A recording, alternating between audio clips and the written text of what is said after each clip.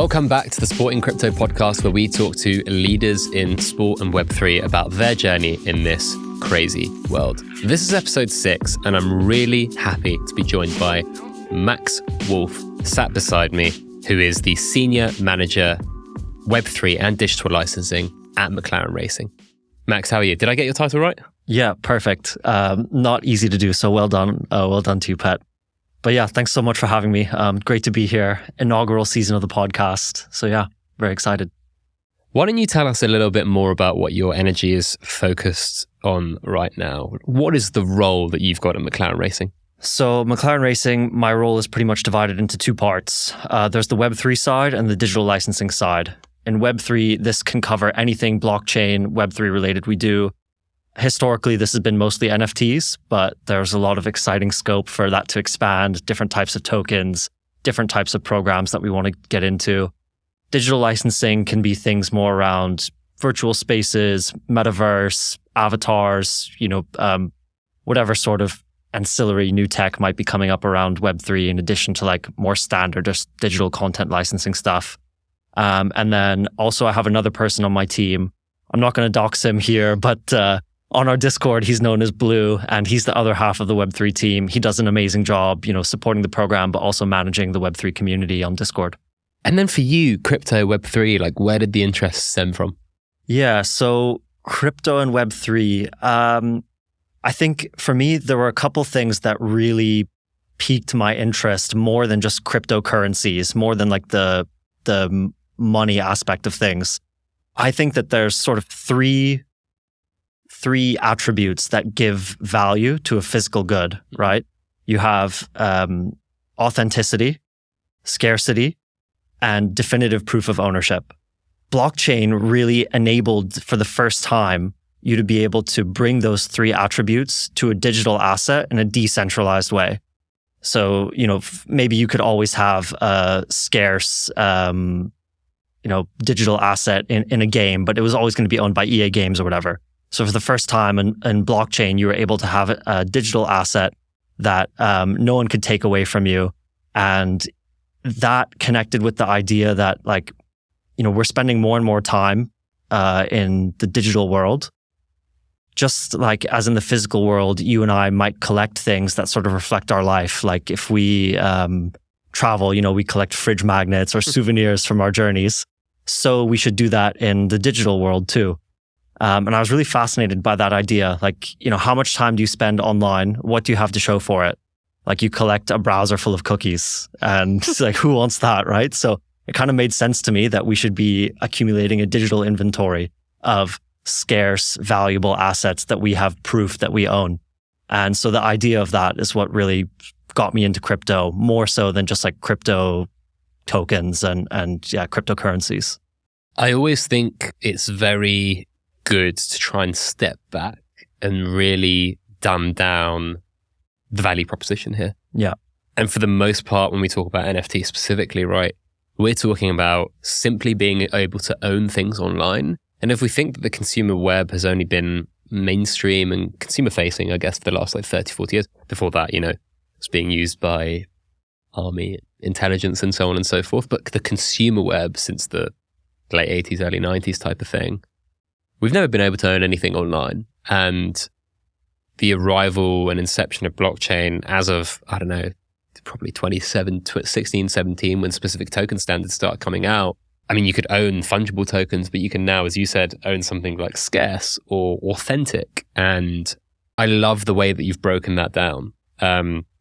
It's really, really interesting. And I love when complicated things are abstracted into more simplified means for people to really get what the value proposition is. Yeah, whenever I explain it to people, I always use the example of the Mona Lisa, right? Like I can get you a copy of the Mona Lisa today, but you don't want that. You want the original, so something that can't be copied.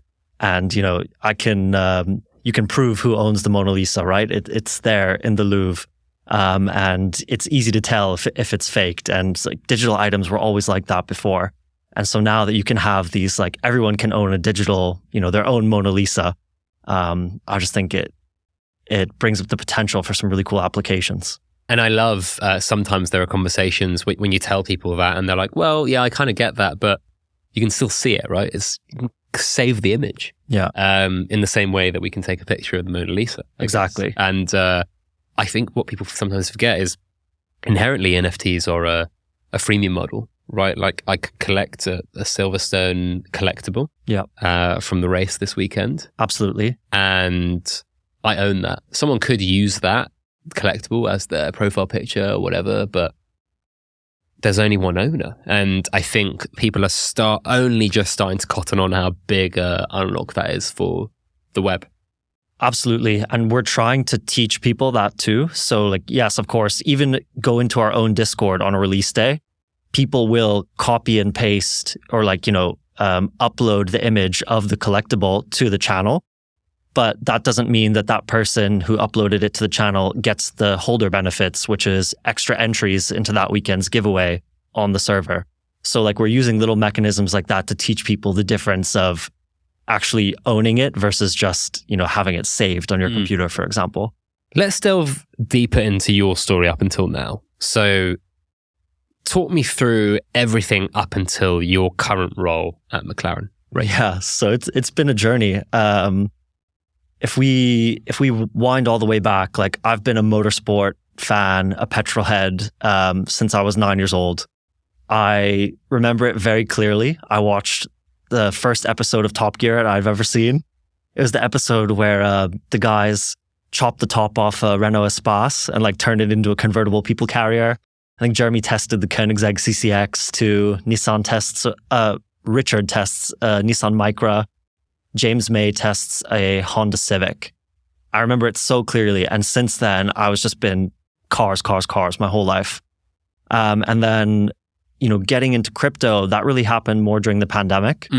So right out of university, I, along with a friend of mine, we started an athletic apparel brand, which doesn't have anything to do with crypto, but rather just like entrepreneurship. We were hungry to get out there and try stuff. After that, I was employee number one at one of my former professors' healthcare technology platforms. That business got killed by COVID. So I took that time to sort of pause, went and got my master's degree.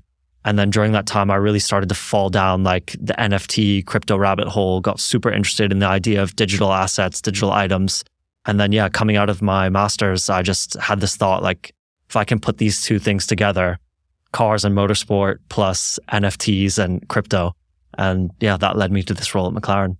Can you recall that first interaction you had with NFTs, or even just like, what was the light bulb moment for you when you were looking at this space a little bit more seriously?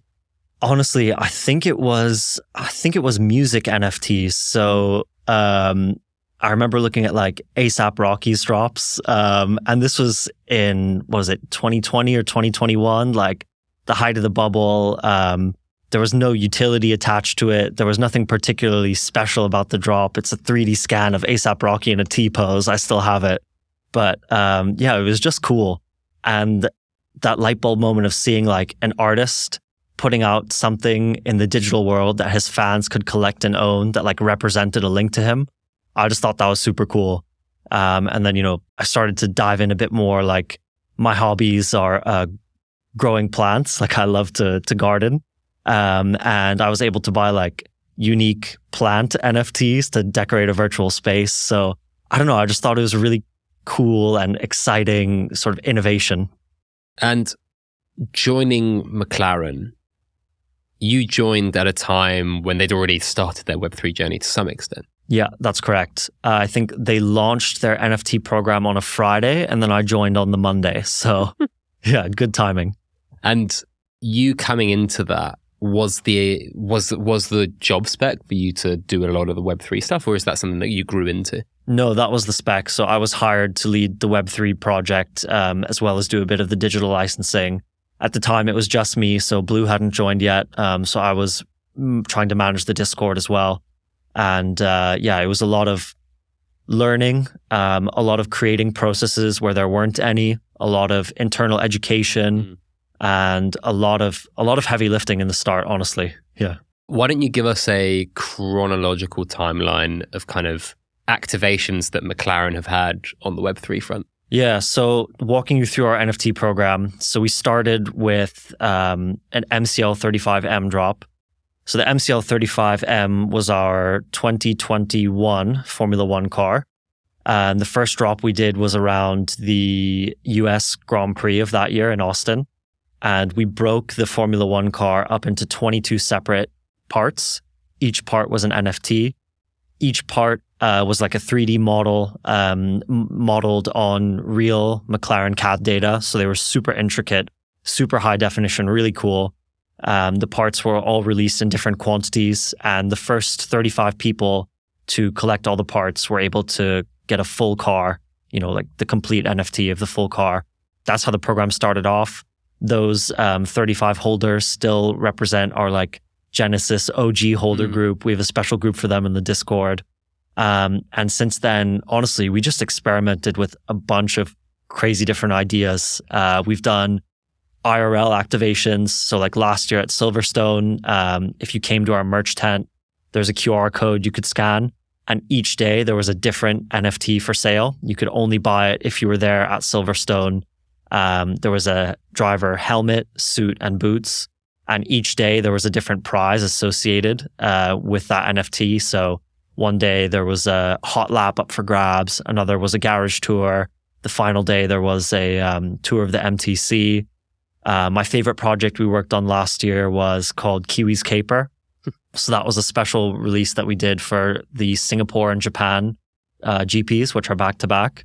So just like how the team travels from Singapore to Japan between the races, we made a comic book following the adventures of our mascot, the Speedy Kiwi, from Singapore to Japan.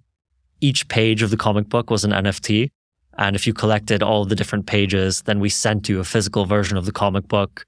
So we've tried a bunch of stuff, like trying to cross the physical and digital barrier. The last like sort of phygital release we did, I hate that word. I don't know if you have a better term for me, but I really don't. I'm sorry. No one does. If anyone in the audience has one, maybe they can put it in the comments or something. What can I say other than phygital? But yeah, the last phygital release we did was supported by a company called Collect ID. And we basically used their tech to put NFC tags on these posters. And when a fan would scan the tag with their phone, we got an animated version of the poster to open up and they could claim it as an NFT. The NFT is like proof that they own that limited edition number poster in the physical world. But they could also scan the NFC tag and it would bring up exclusive videos like messages from Zach, from our esports drivers, from the poster designers. So yeah, we've done a lot to try and play with digital and physical, lots of different driver rewards, or like utilities, calls with drivers, sign merch, that sort of stuff. And then our most recent program, done in collaboration with our amazing partners, Tezos, they're our official blockchain partner. It's the 23 of 23 program. The 23 of 23 program represents 23 different collectibles for the 23 different races that we have in the Formula One calendar this year. They're all free to claim. And so each weekend, from the Friday to the Monday of a race weekend, fans can go to our site, collectibles.mclaren.com. They can claim their collectible for free. There's a bit of a gamification element around it. So if you collect them all, you're in with a chance to win a race experience for next year. We have sub collections, like collect all the classic races and you can win a signed cap. Collect it's just small sub collections like that. And yeah, it's been really well received and we're halfway through it and it's going great. Give me some numbers around how well this activation's done, because I think this is the thing. You've done a lot of experimenting, but this is the one that's like gone crazy. Yeah, this is the one that's really blown up for us. So headline stats are we've done 11 releases and we have about 2 million claims in total. The program has resulted in about 400,000 wallets being opened on the Tezos program, on the Tezos protocol. And we have added solidly in the six figures people signing up to our McLaren Plus loyalty program. Wow. Yeah, through this 23 of 23 project. So really big numbers. And what's what race has had the smallest amount of claims? What's the one that's had the biggest? That's a great question. I think biggest was Miami or Azerbaijan around the start of the project. And that was like race number 3 and 4. The smallest was the first one because the word was still just getting out there. But it's been pretty consistent. Each race, we have between 100 and 200,000 people claiming each token. That's incredible. Like I don't know the revenue stats for McLaren Loyalty Plus apps example, but that must be an amazing validation for you to go internally and say like, hey, look, you don't have to monetize directly. This thing's working here. Honestly, it really surpassed my expectations how many people we were able to add to the loyalty program through this. Yeah, it's been very strong for us. Well, I'm sure you got a few kudos internally. Yeah, people have been pleased. People have been pleased. That's brilliant. I mean, I have a question for you, right? Like all this experimenting, some of it goes well, some of it goes not as well. What I've seen from a lot of big brands is they realize when they're launching something, they're like, they realize usually this in retrospect, this is like a product we've launched basically. But like, what is the overarching like thing that holds us all together? And now with Nike, we've seen them do crypto kicks and do launches with Artifact and stuff and blah, blah. And then they go into creating a platform called .swoosh where everything aggregates into. Do you ever find yourself internally being like, everything we're doing is great, but quite disparate, and we're going to eventually bring it together into something bigger? Or is it totally fine having some really awesome activations that then are a great flywheel or feedback loop into, a loyalty program or like curated drops by your community, stuff like that? So, I mean, it's kind of a boring answer, but the truth is it's a bit of both. So right now, I think the central point that everything pulls into is our Discord community. That's our focus for this year, is building a community of people who are interested in Web3, introducing some of our fans, our Formula One fans who are new to Web3, but, introducing them to the idea that like, hey, it's not scary to collect tokens. Digital collectibles can be fun. There's utilities behind it. That's why, the decision was made along with Tezos to go like with a free drop this year, just to sort of get people comfortable with dipping their toes into the water. But you're right. Like, not everyone who takes a token will join the Discord. There's a relatively small conversion rate from people who claim tokens to people who join the Discord.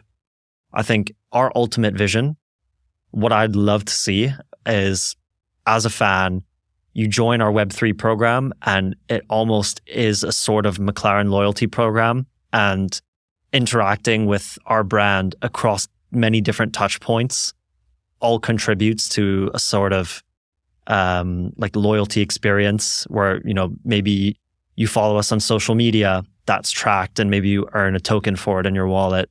You purchase something from our web store, so you get a token from that. And then these tokens can be used to, unlock additional experiences in a virtual space, maybe unlock discounts on our shop, something like that. But then, of course, every Web3 activation we do doesn't have to always lead back into earning points in the loyalty program. I think what you're going to start to see, not just from us, but from a lot of major sports brands, is Web3 activations involving their partners. So maybe we have a partner that has an authentic story that wants to bring their audience and, combine it with our Web3 fans and offer them an exclusive experience, a product or something. I can see there's definitely scope for some like partner-led activations. And I think if you've already got that kind of, I guess, on-chain network that you folks do with the millions of claims and however many unique claimers there are, that's incredibly compelling for a partner. Because you can say, like, look, we've had too many people claim. There's 500,000 unique people that have claimed these things across 13 races. We can activate 500,000 people through their wallets on-chain. Exactly. And like, that's so exciting, right? Like, you have these people who are excited about digital collectibles. It's a huge group that you've created. They want to engage. And now all of a sudden, we can combine that with our amazing network of partners who have all these incredible products, services, experiences, or whatever. And like, it's only natural to connect them. It's like an everyone wins scenario. Can you give me an idea of what conversations were like internally at McLaren Racing before the big successful 23 of 23 launch and after? The internal view of Web3 is one of like excitement, but maybe everyone is still just a little unsure of what this is going to turn into. And again, I don't think that's unique to us. I think that's the industry in general, right? Like we're still in the early years of Web3. We don't know where this is gonna lead. So yeah, before the 23 of 23, I think we had a year where we focused mainly on paid drops, and the people that did engage with it were really pleased. But with a paid NFT drop or token drop from McLaren, who are you really targeting there? It's the intersection in the Venn diagram between the Formula One fan and the Web3 fan. And man, you can really you can hit a home run with that intersection, but it's a small intersection, right?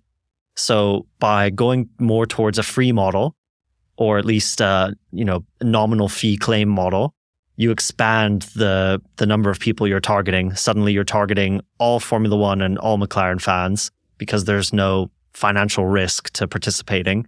And suddenly you're targeting all Web3 fans as well. Maybe they're new to Formula One, not McLaren fans, but there's a cool token from like a sports brand that, has fast cars and is exciting. And so you incentivize just a huge number of people to get involved. And I think there's been a lot of excitement around that internally.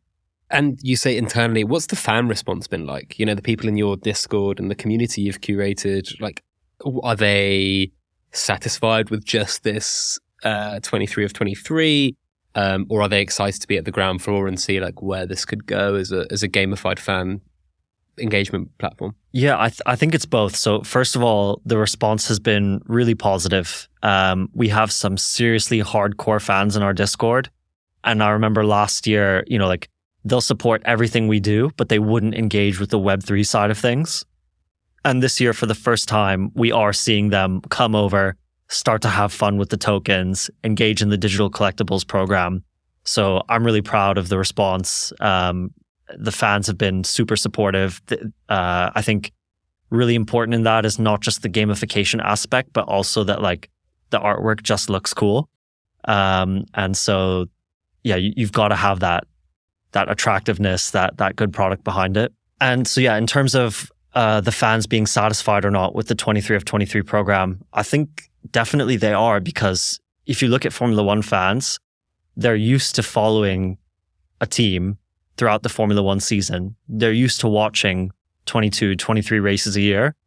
Now, all of a sudden, they have something to show for it, right? Now they're doing what they did anyways, but they have this beautiful collection of artworks that help them remember those moments along the season.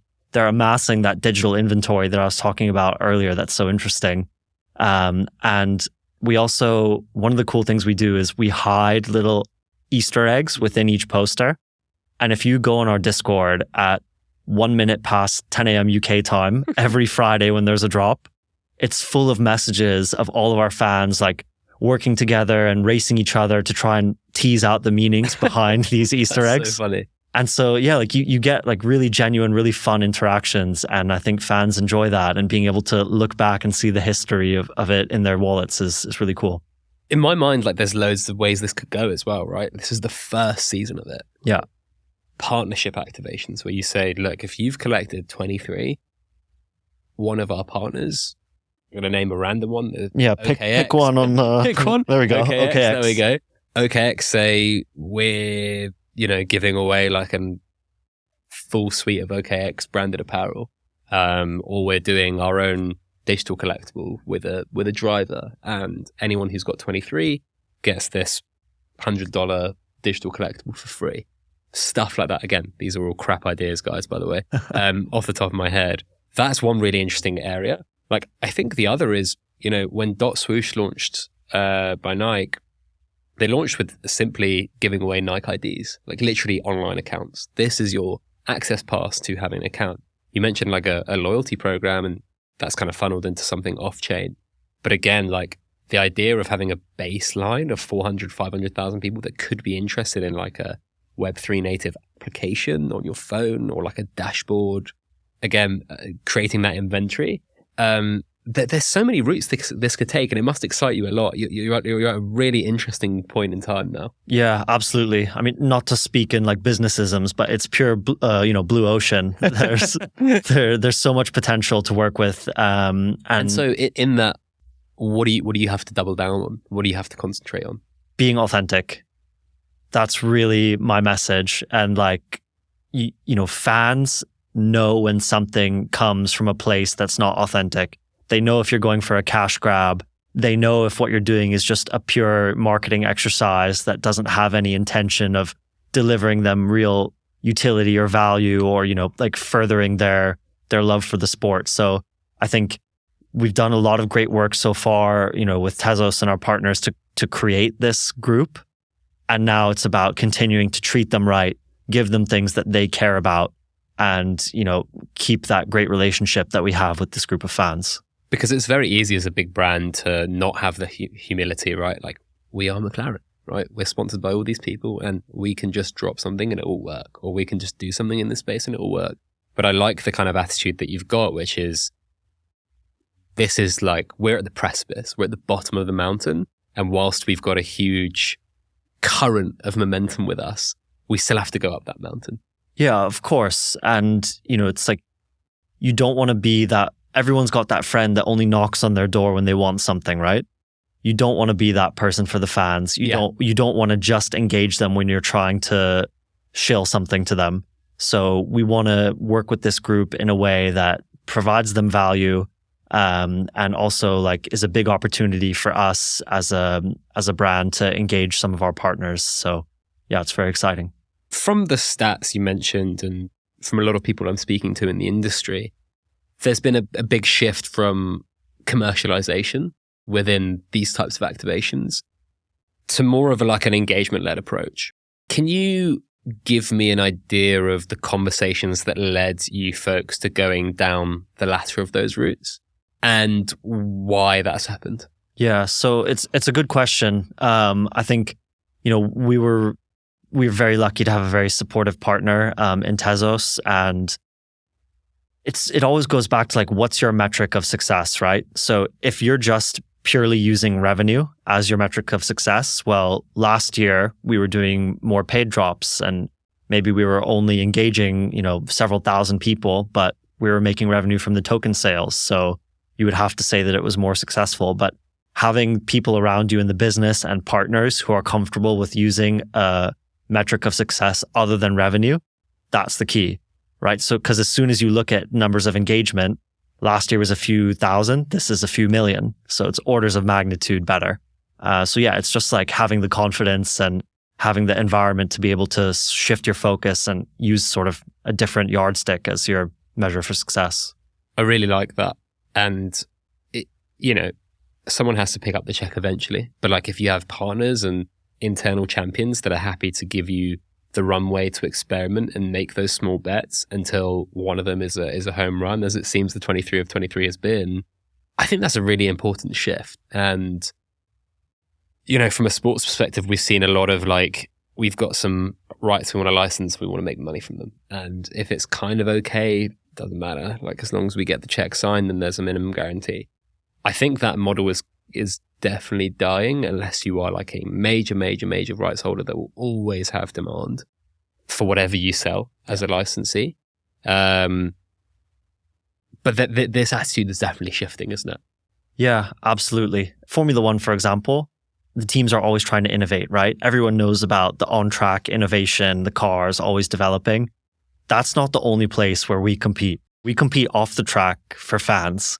We compete to have the biggest fan bases that are most attractive, because it makes us more attractive proposition to partners. And also, we compete in ways to engage our fan bases better so that our fans are more invested in the brand and love us more.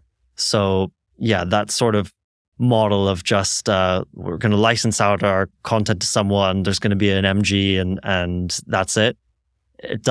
It's not always compatible with trying to be at the forefront of like fan engagement. And so I think that's where our focus is really right now.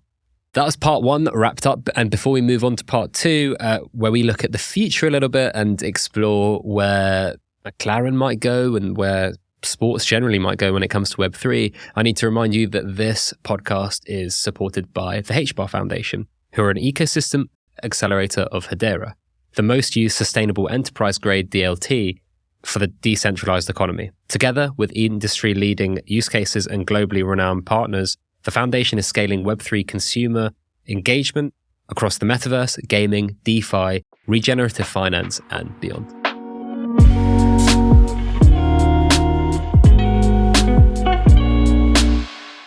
Welcome back to part two. And now we're going to talk a little bit about the future and things more broadly, things about McLaren, but also things in sport, racing, F1.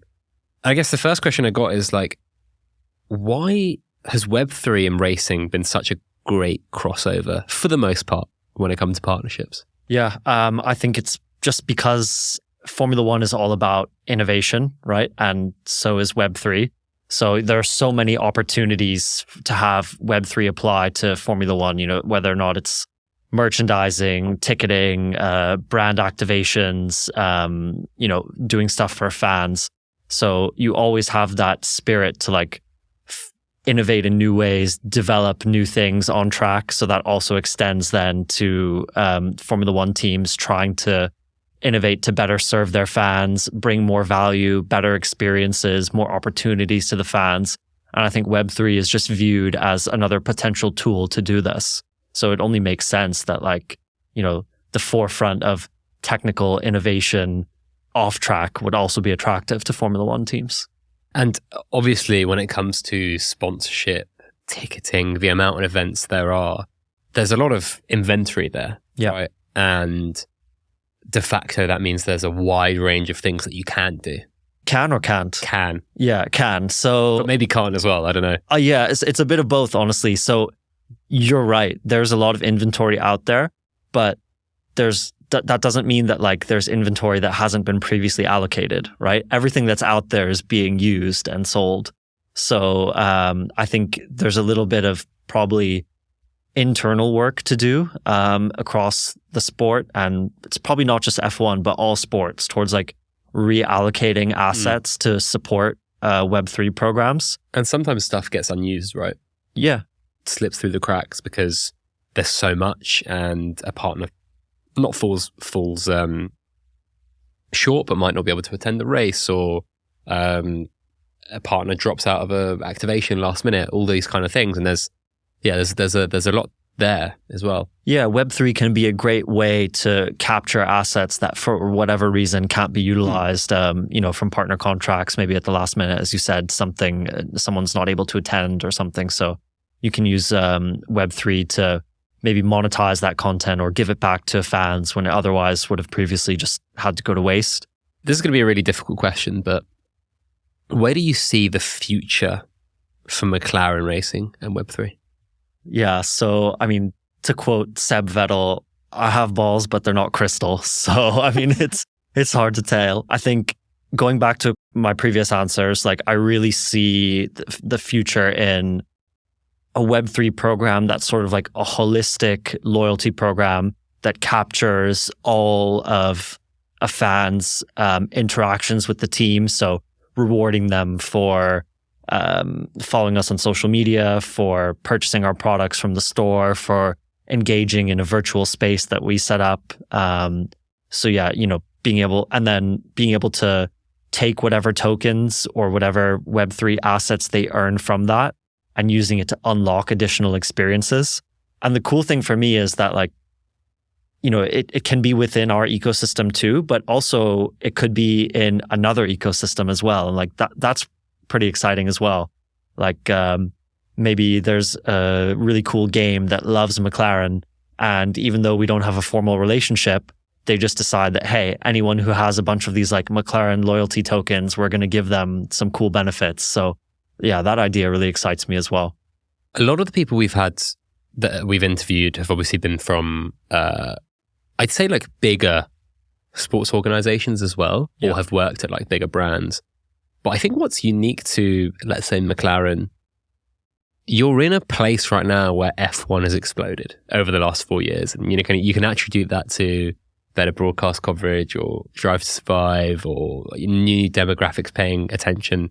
What's it like working in a world that's exploding, like F1's exploding, and you've got Web3 going crazy? Like, how is that? It's great. It's really fun. I wake up every day and I'm excited to go to work. There's so much opportunity out there and there's so much scope to just do cool stuff. So like one of the things that I'm most excited about is doing a project in virtual spaces. So being able to give fans the opportunity to attend, maybe our headquarters or McLaren garage, for example, but do it in a bit more of a whimsical way. I think one of the tropes of virtual spaces is like people just try and replicate the physical world one-to-one. But, oh, come on, you can be more fun. Like we can put... Especially when the tech's so early and it's not the same. Yeah, it's not the same. Like if I'm going to make a racetrack in the virtual world, put a loop-de-loop. Put it going around a volcano. Why not? Like it's just fun. And I mean, there's definitely like a market for people who want one-to-one recreations, but we have sim racing for that. We have the F1 23 of 23 game for that. So yeah, I think it's just, there's a lot of opportunities to work in this sport, this industry. As you said, Web3 is on fire. Formula One is on fire. There's lots of scope to just do cool stuff that's fun, that engages the fans. And virtual spaces is like one of those avenues that I think is really a cool way to do it. We're talking about the hypergrowth of F1. Does that make it easier or harder for you in the sense that there's so much attention suddenly coming into the sport as a whole and then the teams individually? Is it a fight for you internally to get attention to the Web3 programs that you want? Or on the other side of the coin, is it a case of like, well, we've got someone talented internally and we're doing all this new stuff because our brands are exploding in a good way. We can pitch Web3 at every single level of everything we're doing. Yeah, it's more the latter, honestly. It's a good thing. Like the explosion of Formula One, obviously, a lot of that has come from Drive to Survive and the increased popularity in the North American markets. That just allows us to try and be more innovative, and it gives us more opportunities to express our brand in new ways that maybe we haven't tried before. I think where the difficulty can come in, and like sometimes we see this on social media, is we want to do new things and engage a new audience, but we can't alienate our older fans who have been with us for a long time. We still need to be the McLaren that they know and love and that they've grown up with, while also like being fresh and exciting and, trying to attract this new generation of Formula One fans. So there's always a balance to doing that. And, it can be tricky at times, but it's just a challenge to solve for, and it's fun. Let's switch gears a little bit and talk about things more broadly again outside of F1. I mean, what are you most excited about in this space?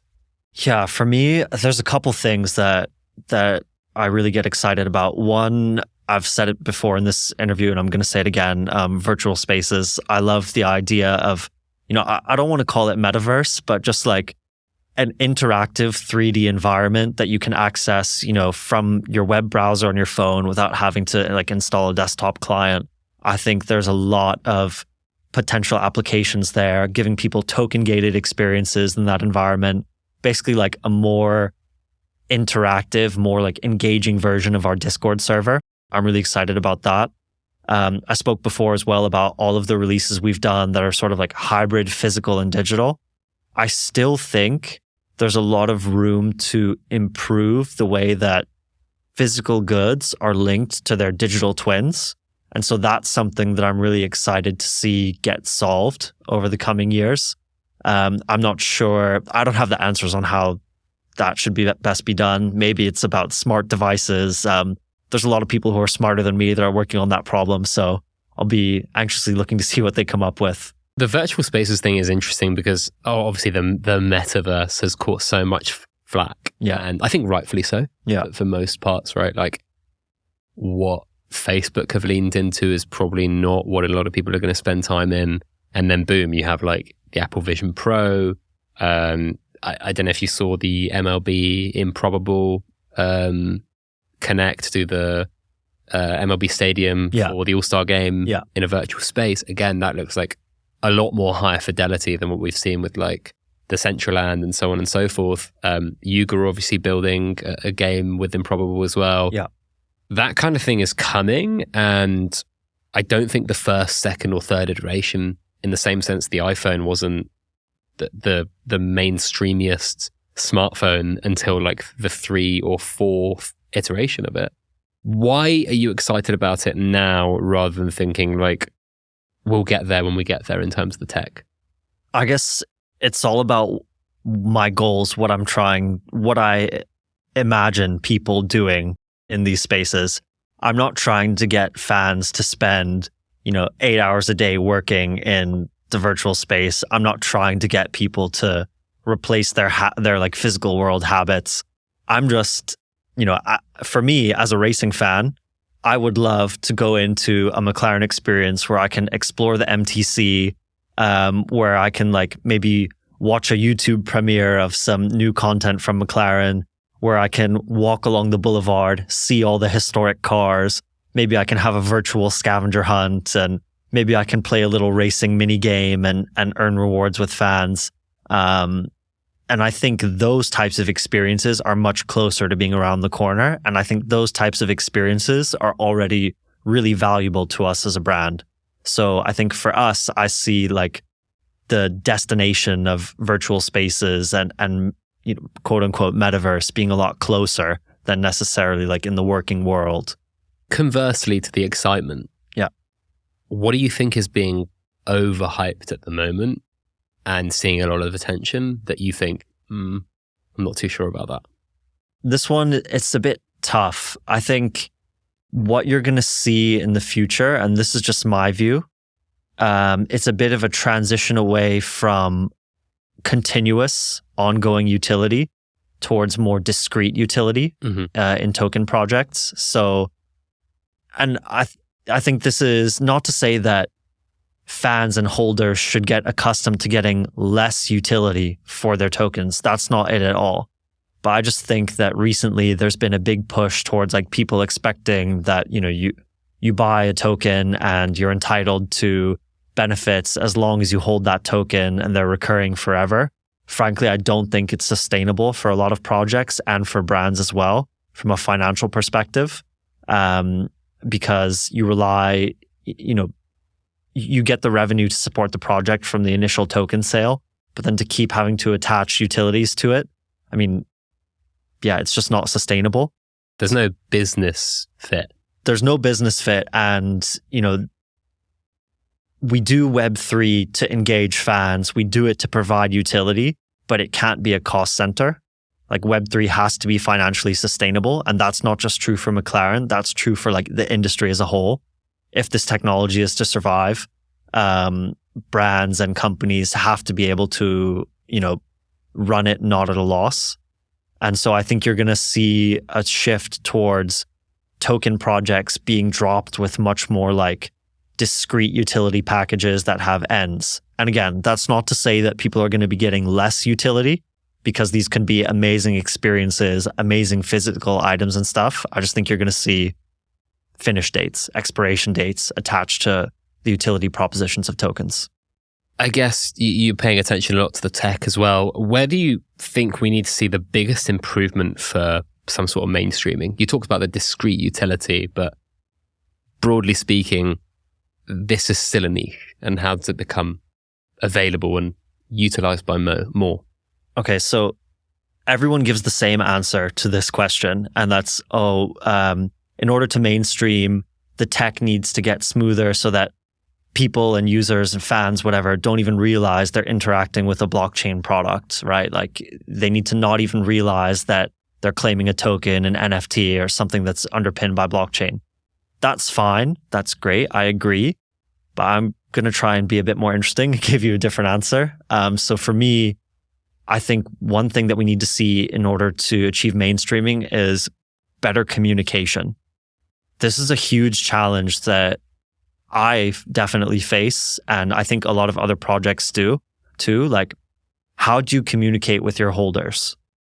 You basically rely on your holders either being in your Discord server or proactively going to check their holder dashboard, like coming to a website or web page that you own.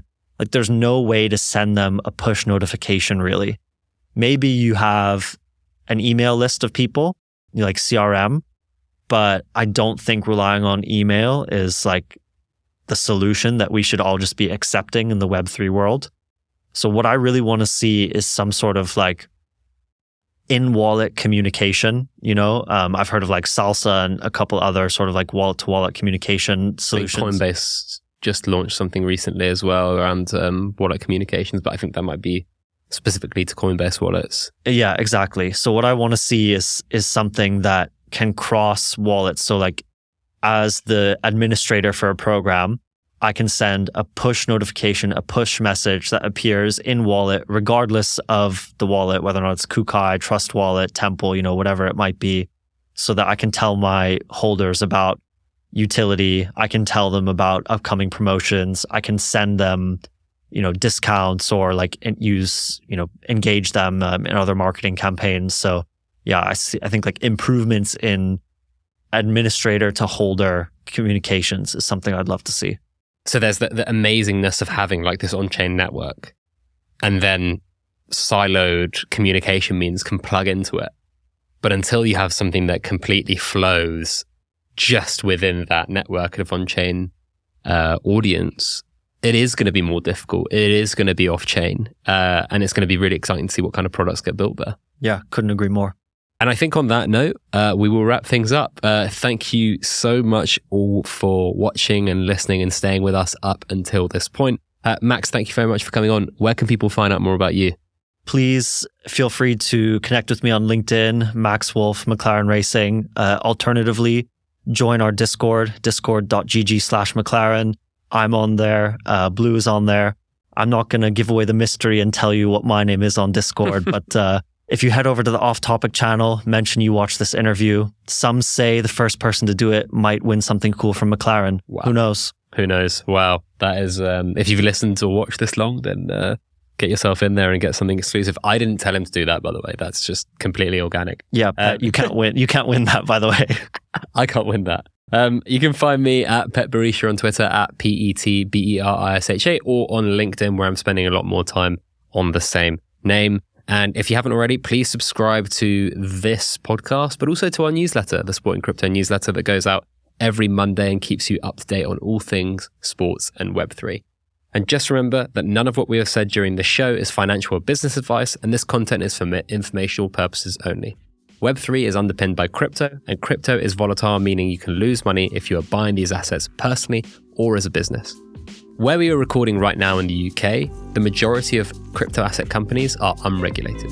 Please leave us a review or leave a comment down below if you want to give us some feedback. Thanks very much for watching or listening, and we'll have more content for you next time.